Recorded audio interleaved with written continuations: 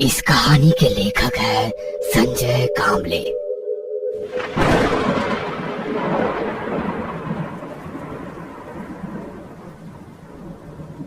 हल्की सी बरसात को अपने चेहरे पे झेलते गाड़ी चलाते हुए उसने कहा, सच यार, क्या रिसेप्शन था। हाँ ना, उस दुल्हन का ड्रेस देखा, 70,000 का था।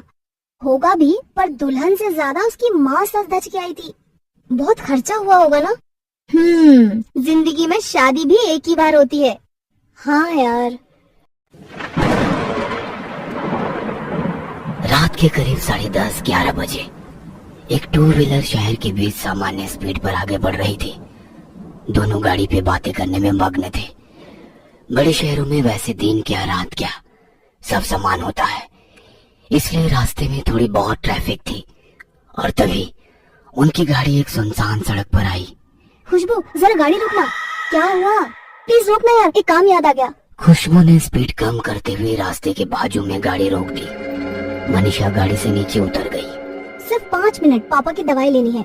खुशबू ने पीछे देखा तो कुछ ही दूरी पर, यानी कि लगभग 50 कदमों की दूरी पर एक मेडिकल स्टोर था। मेडिकल के बाहर थोड़ी भीड़ थी क्योंकि आसपास का कोई और मेडिकल खुला नहीं था। तो खुशबू को ये समझ आया कि थोड़ी देर हो जाएगी, तो उसने अपने विनती भरी स्वर में कहा, हाँ पर थोड़ा जल्दी, वरना घर वाले गुस्सा होंगे। पहले ही बहुत देर हो गई है और ये रास्ता भी थोड़ा डरावना है। डर? और तुझे? तू कब से डरने लगी खुशबू? हंसते हुए मनीषा ने कहा और वो मेडिकल की ओर जाने लगी। खुशबू की नजर अब आजू बाजू घूमने लगी। उसकी बाईं ओर 8-10 फीट की ही दूरी पर एक विशाल इमली का पेड़ था और उसी के पीछे 15-20 फीट ऊंची पत्थर की एक दीवार थी। अपने आजू बाजू देखते हुए खुशबू खुद से ही बुदबुदाई, मुझे नहीं लगता डर, पर अंधेरा भी बहुत है ना। डर तो लगेगा। तभी एक भारी सी आवाज आई और वो चौंक गई, पर उसी पल अपने आप को संभालते हुए उसने पीछे मुड़ के देखा। लगभग 25 की उम्र वाला एक जवान लड़का उस पेड़ के नीचे खड़ा था। पीछे से आने वाली गाड़ी की रोशनी में उसने देखा कि उसका रंग सांवला, हल्की सी दाढ़ी, चश्मा, white shirt and blue jeans में था वो। खुशबू ने उस लड़के को नजरअंदाज किया और मेडिकल के पास खड़ी अपनी दोस्त को देखने लगी। तभी उस जवान लड़के ने फिर से कहा, हम चाहे 4 लोगों में कितना भी साहसी बने, पर हमारे साहस का असली इम्तिहान ऐसे अनजान सुनसान जगह पे फैला हुआ अंधेरा लेता है। खुशबू चुपचाप खड़ी रही और उस लड़के ने फिर से कहा, डर लग रहा है ना मुझसे, पर डरो मत, मैं भूत नहीं हूँ। एक्सक्यूज मी, मुझे भूत प्रेत पर विश्वास नहीं है और मैं अनजान लोगों से बात नहीं करती। गुस्से गुस्से में उसने अपना मोबाइल निकाला और मेडिकल में खड़ी मनीषा को कॉल किया। और कितनी देर लगेगी? बस 5 मिनट। फोन रख के वो उस लड़के को ढूंढने लगी, पर वो कहीं नजर नहीं आया और वो अपने आप से बोली, स्टूपिड इडियट। मुझे बुलाया आपने? उस लड़के की आवाज आई और वो एक बार फिर से चौंक गई। उसने मुड़ के देखा तो वो लड़का वहीं खड़ा था। नहीं। उसकी आवाज में डर था। डर गए क्या आप? मुझे भूत समझकर आप तो चौंक गए। देखिए, मुझे इन फालतू बातों पर विश्वास नहीं है। कुछ भी कहो, पर आप डर गए क्योंकि अब तक 10 बार आपने मेरे पैरों को देखा है, मैंने नोटिस किया। उसकी बात सुनकर खुशबू चौंक गई। नहीं तो? आपको क्या लगता है जो दिखता है वही सच होता है?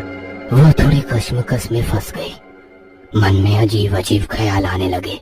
अगर मैं मेडिकल के पास मनीषा के पास जाती हूँ तो इससे लगेगा मैं डर गई और यहीं खड़ी रहूंगी तो इसके फालतू बकवास सुननी पड़ेगी। मैडम जी, मैं फालतू की बकवास नहीं कर रहा हूँ। ये सुनते ही खुशबू सुन्न सी हो गई। अब उसे खुद की धड़कन सुनाई देने लगी। डर नहीं पर बेचैनी सी होने लगी उसे। उसने फिर से उसके पैरों की ओर देखा। मैडम जी, जैसा दिखता है वैसा होता नहीं। अगर मेरे पैर उल्टे होते तो आप मुझे भूत समझ लेती, पर उस मेडिकल स्टोर के बाहर खड़ी अपनी दोस्त को देखा। तभी खुशबू ने उस मेडिकल की ओर देखा। उसकी दोस्त अभी भी वहीं खड़ी थी। आगे कुछ लोग भी थे, उनमें 2 महिलाएं भी थी। फिर खुशबू उस लड़के की ओर देखकर बोली, हाँ देखा। क्यों?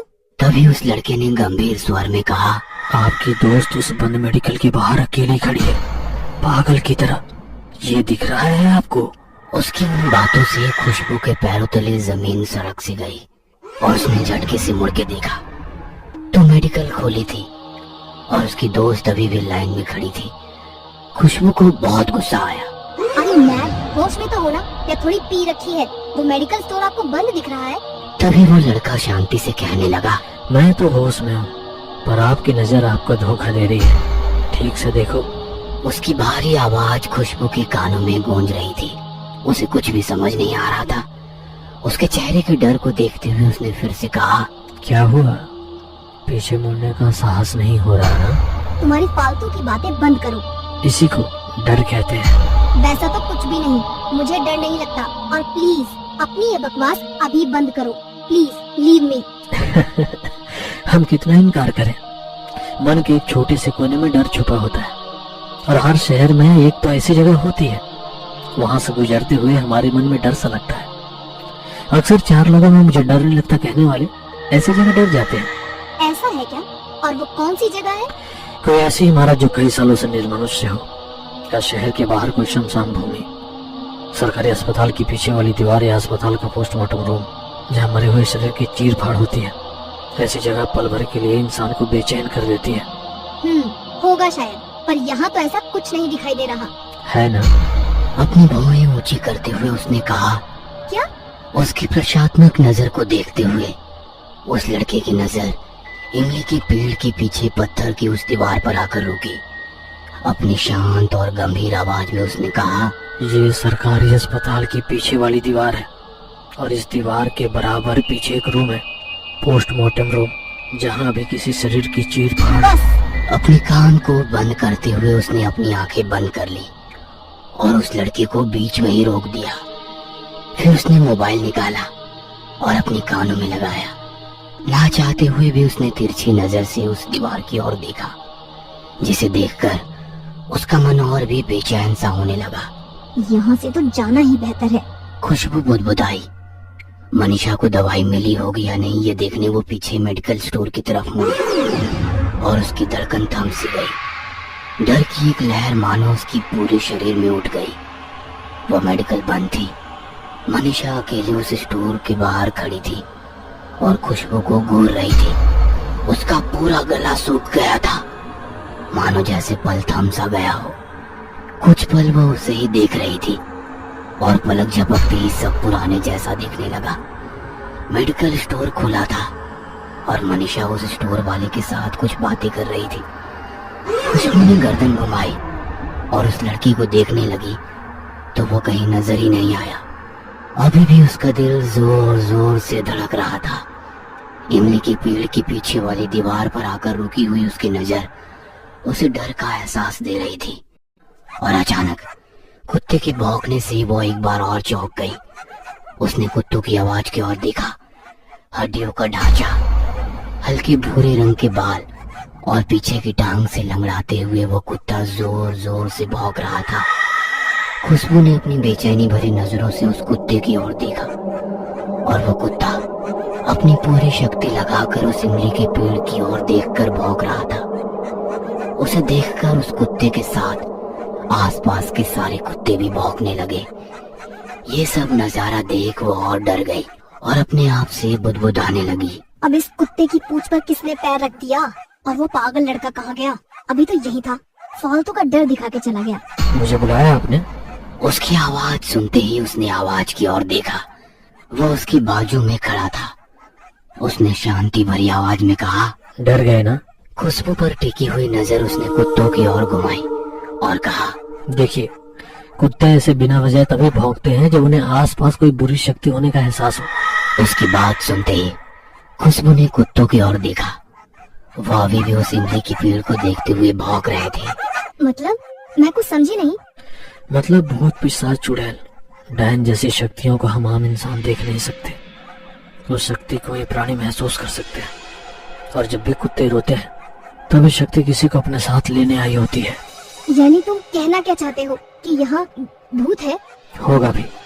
इस पेड़ पर या आपके बाजू में, या शायद आपकी गाड़ी के पीछे वाली सीट पर बैठा होगा। कहीं भी हो सकता है। पर किस लिए? उस शक्ति को कोई शिकार पसंद आए तो उस शिकार को अपने साथ ले जाने का पूरी तरह प्रयास करते हैं। शायद आप उस शक्ति को पसंद हो।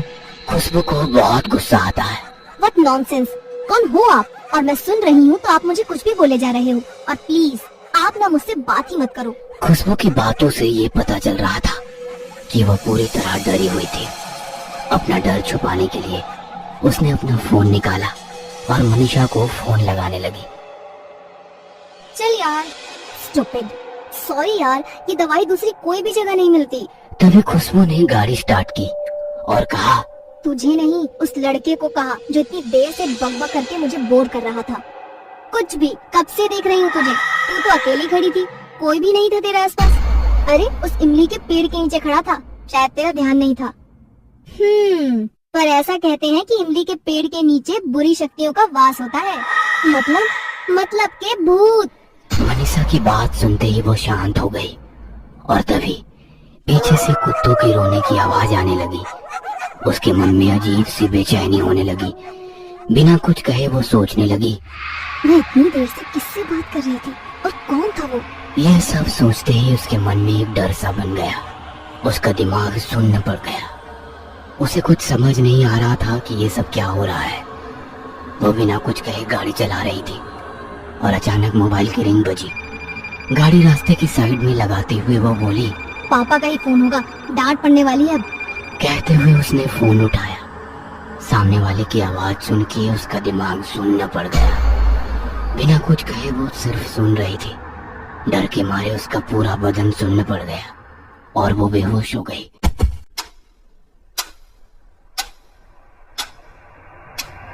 दूसरे दिन रात 10 बजे। अजी सुनिए, खुशबू को होश आ गया है। आवाज सुनते ही डॉक्टर और उसके पापा दौड़ते हुए आ गए। बेटा अब कैसा लग रहा है और कल रात क्या हुआ था, कुछ याद है? उसने आंखें खोली तो वो अस्पताल में थी। खुशबू अभी भी उस हादसे से उभरी नहीं थी। उसका सिर भारी हो गया था, पूरा बदन बुखार से तप रहा था। वो बिना कुछ कहे बेड पर पड़ी रही। मनीषा और खुशबू के घर वाले उसकी और चिंता से देख रहे थे और मनीषा सबको बताने लगी। रिसेप्शन से लौटते वक्त पापा की दवाई लेने के लिए हम उस मेडिकल के पास रुके। भीड़ होने के कारण थोड़ी देर हो गई और मनीषा की बात सुनते ही खुशबू को रात को घटी पूरी घटना आंखों के सामने आ गई। मनीषा ने दवाई ली और गाड़ी पर घर की ओर निकले। आते समय एक कॉल आया। गाड़ी रास्ते के बाजू में रोककर कॉल उठाया। लगा कि पापा का कॉल होगा, पर फोन पे मनीषा गुस्से से चिल्ला रही थी, कहाँ है तू? मुझे मेडिकल में अकेला छोड़कर कहाँ चली गई तू? कितनी देर से तेरे लिए रुकी थी, आखिरकार मैं ऑटो से घर आ गई। 2 घंटे हो गए, तुझे सब ढूंढ रहे हैं और तू फोन क्यों नहीं उठा रही है? फोन पर मनीषा की बात सुन के मेरा दिमाग सुन पड़ गया। फिर गाड़ी पे पीछे कौन बैठा था? उसकी डरी हुई बेचैन नजर आजू बाजू घूम रही थी। उसने गाड़ी घुमाई और वापस इमली के पेड़ के पास आकर रुकी। पीछे मेडिकल बंद था और वो कुत्ते अब खुशबू को देखकर रोने लगे थे। पूरा शरीर अब कांप रहा था। तभी उसे वो लड़का याद आया। यही कहीं होगा वो। फिर उसे कुछ सुनाई दिया। शिकार पसंद आया। दिल की धड़कनें जैसे रुक सी गई। ना चाहते हुए उसने आवाज की ओर देखा तो वो लड़का वहीं दीवार के पास खड़ा था। खुशबू आंखें फाड़ फाड़ के उसे देख रही थी। खुशबू को देख के वो अजीब सा हंसने लगा और दूसरे ही पल वो उस दीवार के आर पार चला गया। यह देखकर उसे चक्कर सा आ गया और वो बेहोश हो गई। उसे सब याद था, पर वो बताती तो किसी और कैसे। बहुत रात हो गई। खुशबू की माँ उसके साथ अस्पताल में ही रुक गई। बाकी सब लोग घर चले गए। डॉक्टर की दी हुई दवाई खाकर खुशबू बेड पर लेट गई। दवाई की वजह से उसे नींद कब लगी ये उसे पता ही नहीं चला, पर आधी रात में माँ माँ चिल्लाते हुए वो चौंक कर उठ गई। पूरा बदन पसीने से लथपथ था। दिल की धड़कन बढ़ी हुई थी। उसने देखा कि माँ बाजू में ही सोई हुई थी। कुछ देर वो वैसे ही लेटकर छत को देखती रही। तभी अचानक खट करके आवाज आई और उसने पास ही में खुली खिड़की की ओर देखा। वह उठकर खिड़की के पास चली गई। हल्की सी बरसात को देखते हुए उसकी नजर एक इमली के पेड़ के पास आकर रुक गई और उसका मन बेचैन हो गया। उसे मनीषा की कही हुई बात याद आ गई ऐसा कहते हैं कि इमली के पेड़ के नीचे बुरी शक्तियों का वास होता है। और वो अपने विचारों में खो गई। सचमुच वो लड़का एक आत्मा होगा।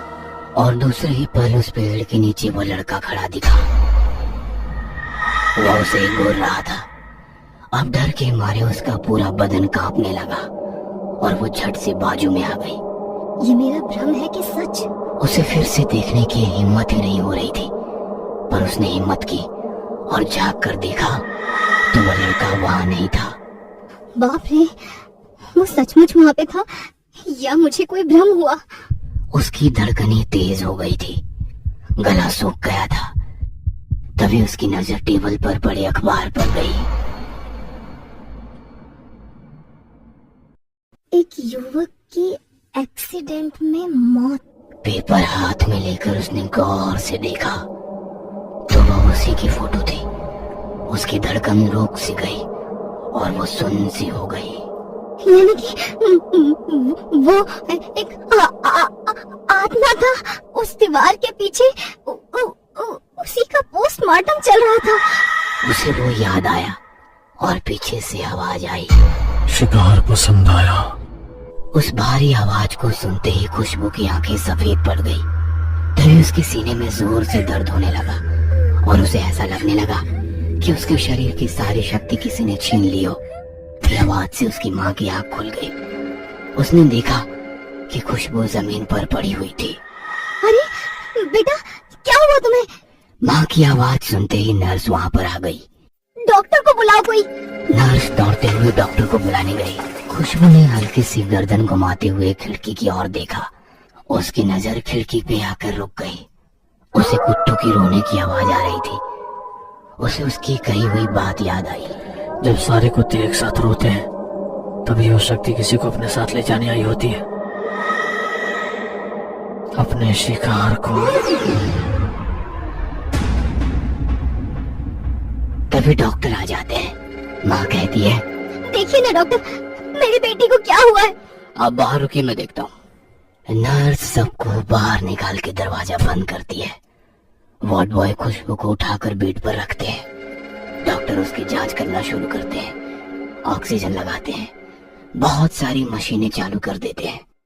धीरे धीरे उसका शरीर ठंड पड़ता जा रहा था। आजू बाजू की सारी हलचल अब धुंधली हो रही थी, कुछ भी सुनाई नहीं दे रहा था। तभी बाजू की खुली खिड़की से एक ठंडी हवा का झोंका आया और उसके वो शब्द सुने, चलो निकलते हैं अब। और कुछ देर बाद, आई एम सॉरी मैडम, संभालिए अपने आप को।